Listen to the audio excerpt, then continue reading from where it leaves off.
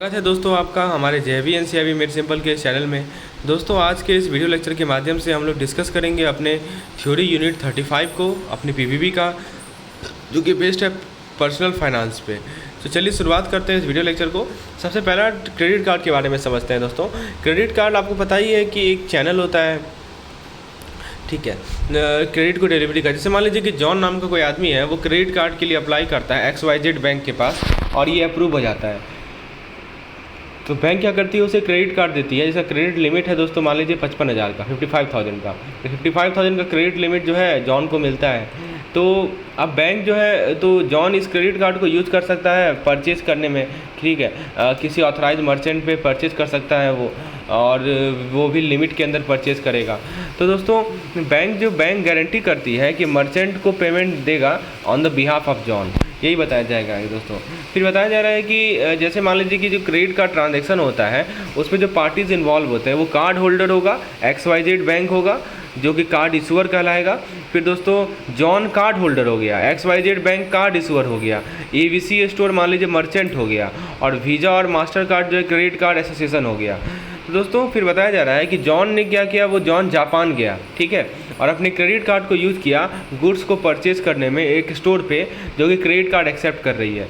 तो जो ट्रांजैक्शन है वो प्रोसेस किया जाएगा क्रेडिट कार्ड एसोसिएशन के द्वारा, और अमाउंट जो है उसे लोकल करेंसी में कन्वर्ट किया जाएगा, ठीक है। फिर बताया जा रहा है कि जॉन जो है नया लैपटॉप खरीदना चाहता है 15,000 का, ठीक है, लेकिन उसके पास कैश नहीं है, तो वो अपने क्रेडिट कार्ड को यूज़ कर सकता है परचेज़ करने के लिए।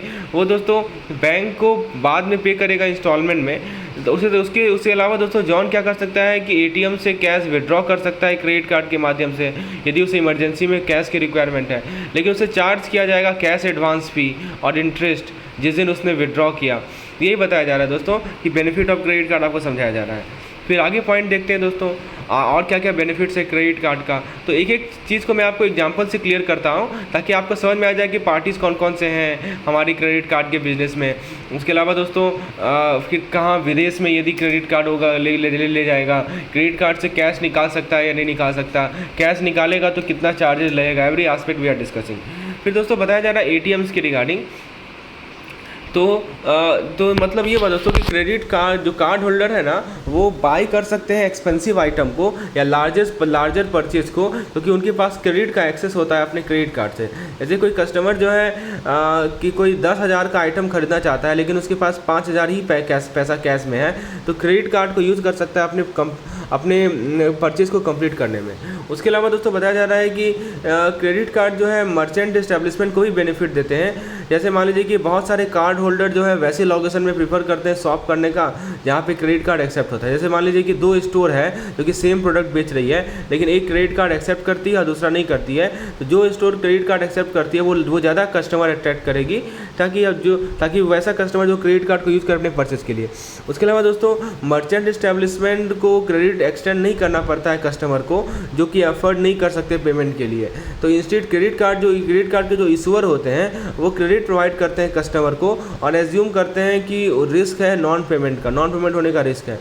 जैसे मान लीजिए कस्टमर जो खरीदना चाहता है 10,000 रुपये का कोई आइटम, लेकिन वो पे नहीं कर सकता अपफ्रंट में, तो जो मर्चेंट इस्टेब्लिशमेंट है वो एक्सेप्ट करती है क्रेडिट कार्ड को और पेमेंट रिसीव करती है क्रेडिट कार्ड इशूअर से, और वो डायरेक्टली कस्टमर को क्रेडिट एक्सटेंड नहीं करती है। अब तो यही चीज़ समझाया जा रहा है यहाँ पे दोस्तों। So friends, if you need such type of lectures where every concept is discussed, you can opt our paid plan. In the paid plan, you will get 15 to 20 MCQs per page of Macmillan book, which overall amounts to 200 to 300 MCQs per topic, depending on the length of the topic. Also, you will get some important MCQs. Okay, you will get theory, concise notes. You will get videos.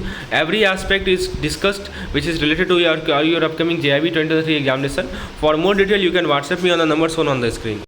चलिए दोस्तों बात करते हैं कि क्या advantage है क्या disadvantage है हमारी क्रेडिट कार्ड का। Let's see the advantage and disadvantage of to the credit card क्या है।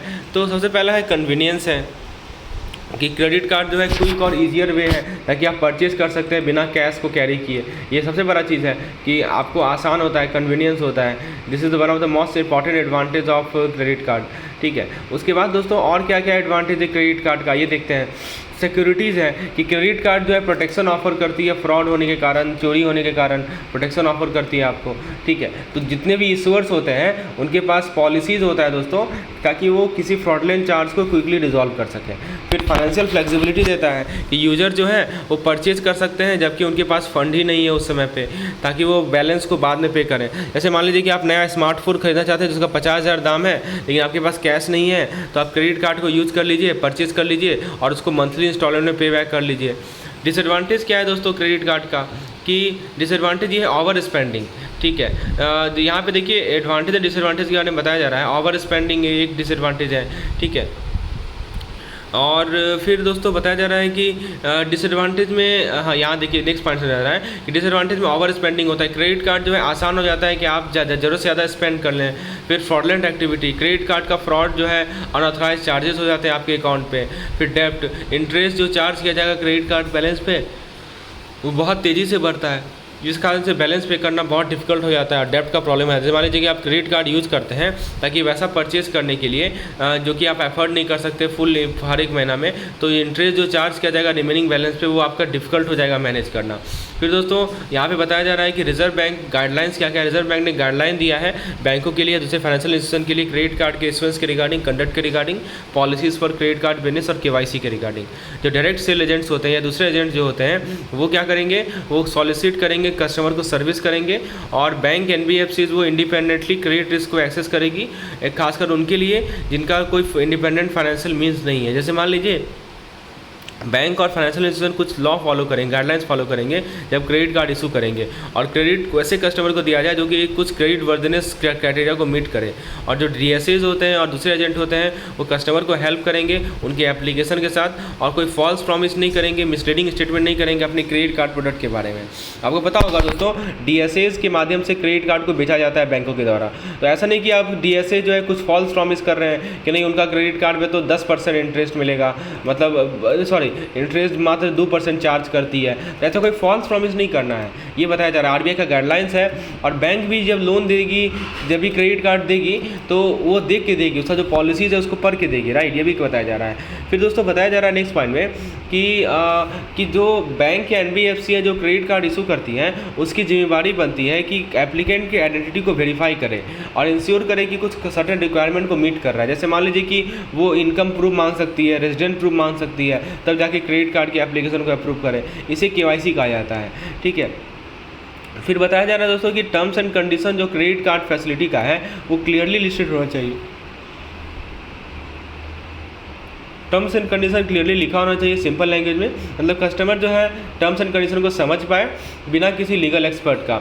तीसरा फिर बताया जा रहा है दोस्तों कि यदि कोई एप्लीकेशन क्रेडिट कार्ड का रिजेक्ट किया जाएगा तो जो कार्ड का इशूअर है वो एक रिटन एक्सप्लेनेशन देगा रिजेक्शन का। ये इंश्योर, इससे क्या होता है कि ट्रांसपेरेंसी और फेयरनेस इंश्योर होता है। फिर फोर्थ में बताया जा रहा है कि जो क्रेडिट कार्ड का जो टर्म्स एंड कंडीशन है वो क्लियरली एक तरीके से लिखा होगा जो कि कस्टमर, सभी तरह के कस्टमर समझ सकें। इसका मतलब ये हुआ कि टर्म्स एंड कंडीशन को हाइड नहीं किया जाएगा और ना ही डिफ़िकल्ट होगा फाइंड करने में। पाँचवा स्टैंडर्ड बताया जा रहा है MITC के बारे में, यानी most important terms and condition, जो कि RBI स्टैंडर्डाइज करती है। ये जो MITC है वो हर एक स्टेज पे इशू किया जाता है, क्रेडिट कार्ड की हर एक स्टेज प्रोसेस में इशू किया जाता है, एप्लीकेशन से लेकर रिन्यूएबल तक। और इसके अंदर की इन्फॉर्मेशन होगा जैसे interest rate, fees, charge, penalties, ये इंश्योर किया जाता है कि कस्टमर को पूरा जानकारी है क्रेडिट कार्ड फैसिलिटीज़ के बारे में जिसके लिए वो अप्लाई कर रहे हैं या यूज कर रहे हैं। मतलब MITC होता है most important terms and condition, ठीक है। फिर दोस्तों आइए नेक्स्ट पॉइंट को देखते हैं, क्रेडिट कार्ड के रिगार्डिंग और क्या पॉइंट्स आपको समझाया जा रहा है। Let's see the next point. So the next point which have been explain to you. तो अभी तक हमने देखा दोस्तों इस पिछले स्लाइड में कि एप्लीकेशन रिजेक्ट होगा तो कार्ड इशूअर क्या करेगी, रिटन एक्सप्लेनेशन देगी रिजेक्शन का, ठीक है, क्यों रिजेक्ट किया गया, terms and condition clearly mention होगा। ये सभी गाइडलाइंस है दोस्तों, ये सभी फॉलो करना बहुत ज़रूरी है, राइट। तो अब दोस्तों आगे देखते हैं नेक्स्ट स्टेज में आपको समझाया जा रहा है कि आपको कार्ड इशूअर के बारे में। जो कार्ड इशूअर होते हैं दोस्तों वो रिपोर्ट नहीं करेंगे किसी क्रेडिट इन्फॉर्मेशन को। मतलब ये हुआ कि बैंक या फाइनेंशियल इंस्टीट्यूशन जो कार्ड इशू करेगी वो इन्फॉर्मेशन प्रोवाइड नहीं करेगी न्यू क्रेडिट कार्ड को, क्रेडिट ब्यूरोज़ को, ठीक है, जब तक कार्ड कस्टमर ने एक्टिवेट ना कर लिया हो। जब कार्ड कस्टमर एक्टिवेट कर लेगा उसके बाद क्रेडिट जो बैंक या फाइनेंशियल इंस्टीट्यूशन है वो क्रेडिट कार्ड वो इन्फॉर्मेशन प्रोवाइड करेगी न्यू कार्ड का क्रेडिट ब्यूरोज़ को। फिर बताया जा रहा है दोस्तों कि कंप्लीट ट्रांसपेरेंसी। तो जब भी आप एक परचेज करेंगे क्रेडिट कार्ड के माध्यम से तो आपके पास ऑप्शन होगा कि ट्रांजेक्शन को ईएमआई में कन्वर्ट कर सकें। तो बैंक या फाइनेंशियल इंस्टीट्यूशन क्लियरली एक्सप्लेन करेगी टर्म्स एंड कंडीशन को, इस कन्वर्जन का कस्टमर को, इंक्लूडिंग जो फीस होगा, जो इंटरेस्ट होगा, जो कि अप्लाई किया जाएगा। फिर दोस्तों बताया जा रहा है कि जो बैंक या दूसरे फाइनेंशियल इंस्टीट्यूशन है वो कुछ गाइडलाइंस फॉलो करेंगे आरबीआई के द्वारा दिया हुआ, जब वो लोन ऑफर करेंगे क्रेडिट कार्ड से। ये गाइडलाइन इंश्योर करेगा कि लोन प्रोसेस ट्रांसपेरेंट है और कस्टमर के लिए फेयर है। फिर बताया जा रहा है दोस्तों इंश्योरेंस के बारे में। इंश्योरेंस के बारे में दोस्तों बताया जा रहा है आपको कि यदि कोई कार्ड इशूअर इंश्योरेंस ऑफर कर रही है तो रिटर्न और डिजिटल कॉन्सेंट लेगी कस्टमर से और सारा डिटेल कलेक्ट करेगी नॉमिनी के बारे में, बेनिफिशियरी के बारे में, यदि कोई अनफॉर्चुनेट इवेंट हो जाए तो। फिर दोस्तों बताया जा रहा है कि क्रेडिट कार्ड अलग अलग टाइप्स के होते हैं, सभी का अपना बेनिफिट्स एंड फीचर है। एक होता है दोस्तों को ब्रांडेड क्रेडिट कार्ड, मतलब इसे पार्टनरशिप में इशू किया जाता है दूसरे कंपनीज़ के साथ, जैसे एयरलाइन के साथ या रिटेल स्टोर के साथ, और कुछ स्पेशल रिवार्ड या डिस्काउंट होता है इस पर। फिर कॉर्पोरेट क्रेडिट कार्ड होता है जो कि कंपनीज़ के एम्प्लॉय जो होते हैं उन्हें प्रोवाइड किया जाता है ऑफिशियल एक्सपेंस के लिए। फिर एड ऑन क्रेडिट कार्ड होता है, ये सप्लीमेंट्री क्रेडिट कार्ड होता है जो कि फैमिली मेम्बर को इशू किया जाता है प्राइमरी कार्ड होल्डर का। दोस्तों ये सभी different types of credit cards हैं। अब बात करते हैं दोस्तों हम लोग नेक्स्ट टाइप की। यहाँ पे समझाया जा रहा है आपको कि जब भी कोई कस्टमर क्रेडिट कार्ड के लिए अप्लाई करता है तो जो बैंक या एनबीएफसी है उसकी जिम्मेदारी बनती है सारा relevant terms and condition customer को समझाया जाए। ठीक है, every terms and condition should be explain to the customer. तो this is the responsibility of home, this is the responsibility of NBFC और the bank. Okay, so the bank or NBFC is responsible to explain all the terms and condition, okay, to the card holder। इसके अंदर दोस्तों जो information रहेगा interest rate, fees, payment due date, credit limit और important deal के बारे में।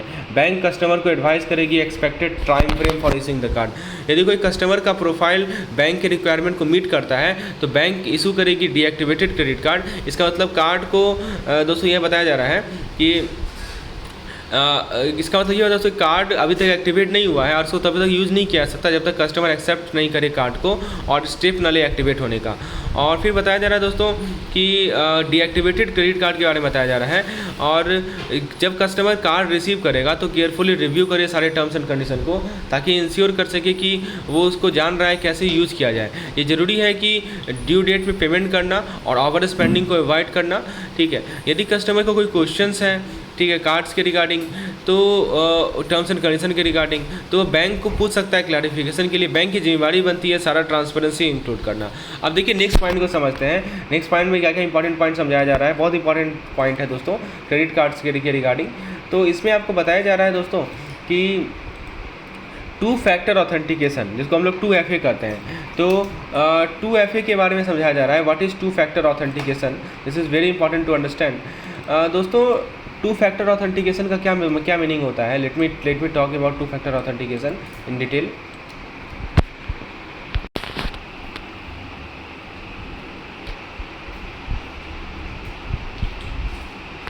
सो friends देखिए 2FA क्या होता है कि this is called 2 factor authentication. एक सिक्योरिटी प्रोसेस होता है जहाँ पे यूज़र जो है 2 डिफरेंट ऑथेंटिकेशन प्रोवाइड करते हैं ताकि अपने आइडेंटिटी को वेरीफाई करें। ये दोस्तों रिक्वायरमेंट है कार्ड नॉट प्रेजेंट ट्रांजेक्शन के लिए, जिसके अंदर ऑनलाइन या ओवर द फोन परचेज होता है। जैसे मान लीजिए कि आप जो है एक जूता खरीदना, 2 जूता एक पेयर ऑफ शूज़ खरीदना चाहते हैं दोस्तों अपने क्रेडिट कार्ड से, तो जैसे आप कार्ड डिटेल इंटर किए ना तो आपको प्रॉम्प्ट किया जाएगा कि आप एक एडिशनल ऑथेंटिकेटेड फैक्टर प्रोवाइड कीजिए, जैसे कि 1 टाइम पासवर्ड जो कि आपके रजिस्टर्ड मोबाइल नंबर को भेजा जाएगा, और एक आंसर सिक्योरिटी आंसर प्रोवाइड कीजिए। ये इंश्योर किया जाता है कि आप ऑथराइज यूजर हैं उस कार्ड के लिए और फ्रॉडलेंट ट्रांजेक्शन को प्रोवाइड करने के लिए। तो 2FA एक extra layer of security provide करता है, आपके क्रेडिट कार्ड को प्रोटेक्ट करता है।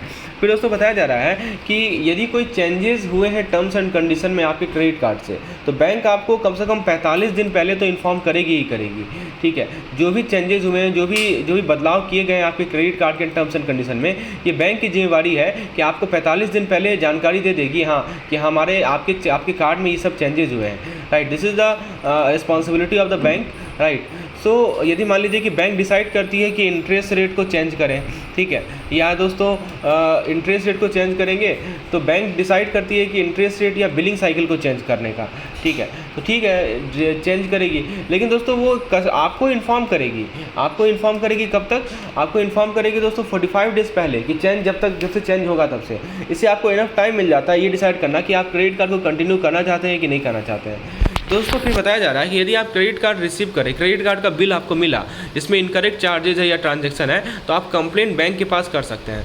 तो बैंक को कंप्लेंट को इन्वेस्टिगेट करना है और 30 दिन के अंदर, जैसे मान लीजिए कि आपको एक बिल मिला जिसमें चार्ज किया गया ट्रांजैक्शन का जो कि आपने किया ही नहीं, तो आप कंप्लेंट बैंक के पास कर सकते हैं। बैंक केस को इन्वेस्टिगेट करेगी और फिर आपको एक्सप्लेनेशन प्रोवाइड करेगी एविडेंस के अगेंस्ट यदि चार्ज वैलिड है कि नहीं। दोस्तों यदि मान लीजिए आपको कोई कंप्लेंट है जो कि आपके क्रेडिट कार्ड से रिलेटेड है, तो बैंक का एक ग्रीवियंस रिड्यूसल मैकेनिज्म होता है आपकी कंप्लेंट को एड्रेस करने का। तो बैंक के पास एक डेजिग्नेटेड ऑफिसर होंगे जो कि कंप्लेंट को हैंडल करेंगे। एक प्रोविजन होगा ऑटोमेटिक एस्केलेशन का। जैसे मान लीजिए कि आपका कंप्लेंट है बिलिंग साइकिल के आपके क्रेडिट कार्ड का, तो आप एक कंप्लेंट रेज कर सकते हैं ऑफिसर के साथ। यदि कंप्लेंट रिजॉल्व नहीं हुआ स्पेसिफिक टाइम के अंदर, तो बैंक ऑटोमेटिकली एस्केलेट कर देगी हायर अथॉरिटी के पास। फिर बताया जा रहा है दोस्तों कि जितने भी क्रेडिट कार्ड बैंक इशू करती है उसमें EMV चिप होगा, पिन होगा सिक्योरिटी पर्पज़ के लिए। यदि क्रेडिट कार्ड आपका चुरा लिया गया, स्टोलन हो गया, तो बैंक कार्ड को ब्लॉक कर देगी ताकि अनऑथराइज ट्रांजेक्शन ना हो। यदि आपने क्रेडिट कार्ड को लॉस कर देते हैं तो आप बैंक को इन्फॉर्म कर सकते हैं इसके बारे में। तो बैंक क्या करेगी, तुरंत उस कार्ड को क्या करेगी, ब्लॉक करेगी। टोकनाइजेशन को यूज़ किया सकता है ताकि एक्चुअल कार्ड डिटेल को रिप्लेस किया सके। This is also good way, right, that you can introduce the tokenization. Okay, so this point have been discussed. Now let's discuss our next point, which is regarding issuance of credit card. अब दोस्तों हम लोग बात करते हैं कि credit card issuance से regarding क्या क्या नियम है, एक एक पॉइंट को ध्यान से समझते हैं। होपफुली आपको समझ में आ रहा होगा कि बैंक को 45 दिन का समय कब दिया गया है, 30 दिन का समय कब दिया गया है। Every aspect we are making clear.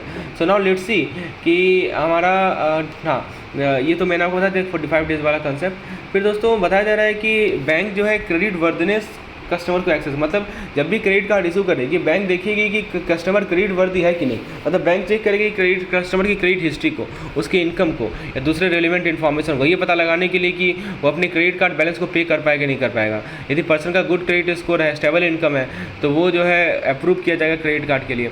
फिर बताया जा रहा है कि दोस्तों इससे पहले कि बैंक क्रेडिट कार्ड इशू करे तो कार्ड होल्डर जो है वो टर्म्स एंड कंडीशन को एग्री करेगा। जो टर्म्स एंड कंडीशन है उसके अंदर रूल्स एंड रेगुलेशन होंगे क्रेडिट कार्ड को यूज़ करने के, जैसे interest rate, fees, payment due days, ठीक है। फिर बताया जा रहा है दोस्तों कि बैंक जो है अपने कस्टमर के पर्सनल और फाइनेंशियल इन्फॉर्मेशन को प्रोटेक्ट करेगी। इसके अंदर सिक्योरिटी मेजर इंप्लीमेंट करना ताकि डेटा ब्रीच को प्रिवेंट कर सकें, सिक्योरली कस्टमर इन्फॉर्मेशन को स्टोर करना। और फिर बताया जा रहा है कि limited access to customer data to authorize personal only, तो ये सभी चीज़ करना है। उसके बाद दोस्तों बैंक के पास एक मैकेनिज्म होगा ताकि डिटेक्ट कर सके और क्रेडिट कार्ड के फ्रॉड को प्रिवेंट कर सके, मिसयूज़ को प्रिवेंट कर सके। यदि बैंक आइडेंटिफाई करती है किसी अनऑथराइज ट्रांजेक्शन को किसी कस्टमर के क्रेडिट कार्ड से, तो प्रॉम्प्टली नोटिफाई करे कस्टमर को और स्टेप ले उस इशू को रिजॉल्व करने के लिए। यदि कोई कस्टमर एक नोटिस करता है कि उसके क्रेडिट कार्ड पे क्रेडिट कार्ड स्टेटमेंट पे चार्ज लग रहा है जो कि उसने बनाया ही नहीं है, तो बैंक को इमीडिएटली कॉन्टैक्ट करे, इशू को रिपोर्ट करे, ठीक है, ये बताया जा रहा है। अब बात करें दोस्तों एलिजिबिलिटी की, यहाँ पे अगले स्टेटमेंट में एलिजिबिलिटी के बारे में बात की जा रही है कि बैंक प्रोवाइड करेगी, बैंक क्लियरली स्टेट करेगी कि क्या क्राइटेरिया पर्सन मीट करेगा तब जाके उसे कार्ड का अप्लाई कर सकता है। जैसे बैंक रिक्वायर करेगी कि एप्लीकेंट का मिनिमम इनकम लेवल इतना होना चाहिए या क्रेडिट स्कोर इतना होना चाहिए, ये बैंक को स्पेसिफाई करना है। फिर बताया जा रहा है दोस्तों कि इनकम और क्रेडिट हिस्ट्री इंपॉर्टेंट है। जो बैंक टिपिकली कंसिडर करती है पर्सनल इनकम को या क्रेडिट हिस्ट्री को जब डिसाइड करती है कि इसे कार्ड दें या ना दें, ठीक है। फिर दोस्तों यदि पर्सन के पास अच्छा इनकम है, अच्छा क्रेडिट स्कोर है, तो वो उसको अप्रूव किया जाएगा कार्ड के लिए। दोस्तों जब पर्सन क्रेडिट कार्ड को यूज़ करता है तो कुछ सारे एप्लीकेशन लॉज एंड रेगुलेशन को फॉलो करें। दोस्तों फिर बताया जा रहा है कि बैंक जो है क्लियरली डिस्क्लोज करेगी सारे फीस को, चार्जेस को, इंटरेस्ट रेट को, जो भी एसोसिएटेड कार्ड से। उसके बाद दोस्तों एड ऑन कार्ड एक एडिशनल क्रेडिट कार्ड होता है जो कि प्राइमरी कार्ड होल्डर अकाउंट को दिया जाता है। बैंक इंश्योर करे कि वो कोई एड ऑन कार्ड किसी माइनर को ना दे दे, ठीक है, ये भी इंश्योर करे। और दोस्तों जो भी पर्सन क्रेडिट कार्ड को होल्ड करेगा वही रिस्पॉन्सिबल होगा परचेज करने के लिए ट्रांजेक्शन को जो कि कार्ड से किया गया है। और जो पेइंग बैक जो भी पैसा वापस पे करना है बैंक को, उसके लिए भी जिम्मेदारी कौन रहेगा, जिस पर्सन के नाम पे क्रेडिट कार्ड को इशू किया गया है। अब बात करेंगे दोस्तों क्रेडिट कार्ड लिमिट के बारे में और क्रेडिट कार्ड स्टेटमेंट के बारे में। चलिए देखते हैं एक एक पॉइंट को कि क्रेडिट कार्ड लिमिट क्या होता है, फिर क्रेडिट कार्ड एक्सपेंसेस स्टेटमेंट्स क्या होते हैं। दोस्तों बताया जा रहा है कि कि जब भी आप किसी एड ऑन क्रेडिट कार्ड के लिए अप्लाई करते हैं ना, ठीक है, तो क्रेडिट लिमिट जो प्राइमरी क्रेडिट कार्ड होल्डर का क्रेडिट लिमिट होता है उसे कम होता है। एड ऑन वाले में दोस्तों क्रेडिट कार्ड लिमिट कम होता है, ठीक है। जिसका मतलब ये हुआ दोस्तों कि जो भी अमाउंट आप स्पेंड करेंगे एड ऑन कार्ड से वो कम स्पेंड करेंगे as compare to primary holder. यदि कोई बैंक आपकी क्रेडिट लिमिट को कम करना चाह रही है तो आपको नोटिफाई करेगी और फिर रीज़न बताएगी क्यों कम किया जा रहा है। यदि आपने पेमेंट मिस कर दिया या दोस्तों आपके क्रेडिट स्कोर में कोई चेंज आ गया तो बैंक आपकी क्रेडिट लिमिट को कम कर देगी। हर एक महीना बैंक आपको स्टेटमेंट देगी जिसके अंदर सारे ट्रांजेक्शन जो कि किए गए हैं क्रेडिट कार्ड के माध्यम से उस बिलिंग साइकिल में उसका ब्यौरा होगा। ये स्टेटमेंट के अंदर डिटेल रहेगा, जैसे date of each transaction, amount spend and merchant name. फिर दोस्तों बताया जा रहा है कि बैंक आपको मंथली क्रेडिट कार्ड स्टेटमेंट दे सकती है पोस्ट के माध्यम से, कोरियर से या ईमेल से। आप एक्सेस कर सकते हैं क्रेडिट कार्ड स्टेटमेंट को बैंक के इंटरनेट बैंकिंग पोर्टल पे भी। इससे आपके लिए आसान हो जाएगा कि सारे credit card spending and payment को ध्यान रखना। फिर दोस्तों बताया जा रहा है कि बैंक जो है अडेयर करेगी प्रोसीजर को एक जस्टिफाइबल, हाँ इसका मतलब ये हुआ दोस्तों कि बैंक एक रीजनेबल और जस्टिफाइबल इंटरेस्ट रेट कस्टमर से चार्ज करेगी, मतलब जिसको जस्टिफाई वो कर सके, ठीक है, वैसा ही इंटरेस्ट रेट चार्ज करे जिसको वो जस्टिफाई कर सके। तो आरबीआई एक सीलिंग सेट करती है जो इंटरेस्ट रेट होता है और जो चार्जेस होता है जो कि बैंक इम्पोज कर सकते हैं क्रेडिट कार्ड पे, आरबीआई एक सीलिंग इम्पोज करती है दोस्तों।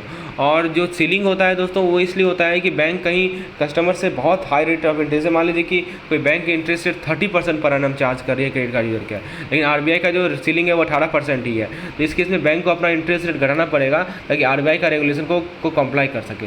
फिर बताया जाए दोस्तों कि बैंक जो है ट्रांसपेरेंट रहेगी अपने कस्टमर के साथ डीलिंग में।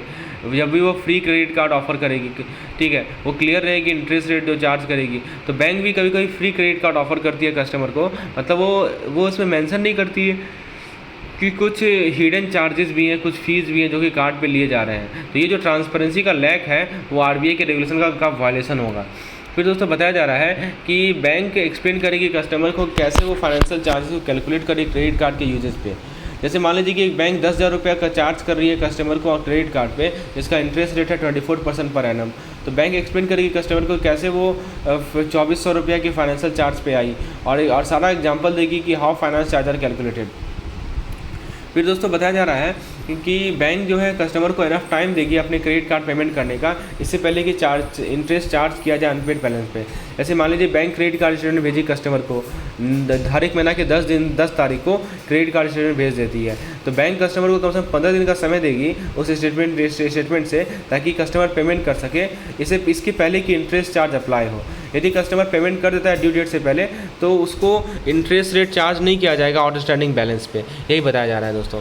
फिर दोस्तों बताया जा रहा है एपीआर के बारे में, एनुअलाइज्ड परसेंटेज रेट। आइए इसे समझते हैं कि एपीआर क्या होता है क्रेडिट कार्ड के रेफरेंस में। What is APR?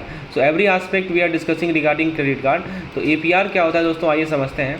तो दोस्तों एपीआर जो है बताया जा रहा है कि एपीआर बेसिकली एक एनुअल रेट ऑफ इंटरेस्ट होता है जो कि आप अपने क्रेडिट कार्ड पे करते हैं, क्रेडिट कार्ड के बैलेंस पे करते हैं, ठीक है। इसका फुल फॉर्म याद रखिएगा, what is APR, please remember the full form of APR. So friends APR का फुल फॉर्म होता है दोस्तों annualised percentage rate, right. So first of all you should know what is the full form of APR. APR क्या होता है दोस्तों, हम credit card के एक एक पॉइंट को आपको बता रहे हैं कि क्रेडिट कार्ड में दोस्तों बैंक कम से कम 10 दिन का समय देगी, 15 दिन का समय देगी, ठीक है। आज मान लीजिए स्टेटमेंट दिया तो 15 दिन का समय देगी उसको पैसा चुकाने में, और नहीं चुकाएगा तब इंटरेस्ट लगाए। APR annual rate of interest होता है जो कि आप अपने क्रेडिट कार्ड पे करते हैं। ये जरूरी है कस्टमर को समझना कि एपीआर को कितना इंटरेस्ट चार्ज किया जाएगा प्रत्येक साल में। तो बैंक क्लियर इन्फॉर्मेशन प्रोवाइड करेगी कि कैसे एपीआर कैलकुलेट किया जा रहा है, कितना फीस है, कितना चार्ज है जो कि कैलकुलेशन में इंक्लूड किया जा रहा है। जैसे एपीआर किसी क्रेडिट कार्ड का 20% है, मतलब आप जो है 20 जो भी आपका बैलेंस है उस पर 20% इंटरेस्ट देंगे हर एक साल में। फिर बताया जा रहा है दोस्तों कि बैंक जो है क्लियर करेगी कस्टमर को कि वो कोई मिनिमम पेमेंट भी तो करवा रही है क्रेडिट कार्ड के बैलेंस पे, ठीक है। यदि दोस्तों if they only make the minimum payment, मान लीजिए कस्टमर केवल क्रेडिट कार्ड के बैलेंस पे मिनिमम पेमेंट कर रहे हैं तो उनको फिर से चार्ज किया जाएगा रिमेनिंग अमाउंट पे इंटरेस्ट पे। तो ये टाइम टू टाइम एडअप होते जाएगा। जैसे मान लीजिए कि मिनिमम पेमेंट जो है क्रेडिट कार्ड का है वो है $25 और जो बैलेंस है कार्ड में वो $1000 है, तो जो रिमेनिंग $975 है वो अभी भी इंटरेस्ट एक्रीव करेगा जबकि मिनिमम पेमेंट हो चुका है। तो ये बैंक बताएगी कस्टमर को। फिर दोस्तों बैंक जो है कस्टमर को नोटिस देगी किसी चेंज का, फ़ी में कोई चेंज हो, चार्जेस हो या कोई टर्म्स एंड कंडीशन में हो, तो ये नोटिस जो है कम से कम 1 महीना पहले दिया जाएगा ताकि कस्टमर के पास समय हो समझने के लिए चेंजेस को और डिसाइड करने के लिए कि वो कार्ड को कंटिन्यू करे या नहीं करे, ठीक है। जैसे मान लीजिए कि बैंक डिसाइड करती है कि एनुअल फ़ी बढ़ाने का, तो कस्टमर को कम से कम 1 महीना नोटिस दिया जाएगा कि डिसाइड करने के लिए कि वो कंटिन्यू करना चाहता है कार्ड के रिगार्डिंग या नहीं। फिर दोस्तों बताया जा रहा है कि बैंक प्रॉम्प्टली कंप्लाई करेगी सारे रिक्वेस्ट से, ठीक है, जो कि क्लोजिंग से रिलेटेड है, क्लोजर से रिलेटेड। यदि आप कैंसिल करना चाहते हैं अपने क्रेडिट कार्ड को तो बैंक जो है आपके रिक्वेस्ट से कंप्लाई करेगी और जितना जल्दी हो सके कैंसिल कर देगी आपके क्रेडिट कार्ड को, ठीक है। ये बताया जा रहा है दोस्तों कि जो भी कैंसिलेशन का नियम है उसको बैंक फॉलो करेगी। फिर दोस्तों इससे पहले कि बैंक डिसाइड करे कि आपके क्रेडिट कार्ड को कैंसिल किया जाए तो आप जो आउटस्टैंडिंग ड्यूज़ है, जो भी आउटस्टैंडिंग ड्यूज है उसको क्या कर ले, क्लियर कर लें या बैलेंस को फुल में पेमेंट कर दें, ठीक है। जैसे मान लीजिए कि आपको यहाँ समझाया जा रहा है एग्जाम्पल के माध्यम से कि आपका जो बैलेंस है वो $500 का आपके क्रेडिट कार्ड पे, तो आप उस अमाउंट को पूरा पेमेंट कर दें इससे पहले कि बैंक कैंसिल करे। यदि आप आउटस्टैंडिंग अमाउंट को नहीं पे कर पाएंगे तो बैंक डिफ़ॉल्ट को रिपोर्ट कर देगी क्रेडिट ब्यूरोज़ को, जो कि आपके क्रेडिट स्कोर को नेगेटिवली अफेक्ट करेगा। तो ये सही पॉइंट है। अगले लेक्चर में हम लोग होम लोन को डिस्कस करेंगे जो कि पेड मेमोरी के लिए अवेलेबल रहेगा। तो दोस्तों यदि आप भी इस तरह के क्लैरिफिकेशन चाहते हैं वीडियोज़ में, सभी चीज़ों को अच्छे से समझना चाहते हैं, विद एग्जाम्पल समझना चाहते हैं, हमारे पेड प्लान का हिस्सा बन जाइए। सारा वीडियोज़ आपको मिलेगा, सभी यूनिट का वीडियोज़ मिलेगा। धन्यवाद।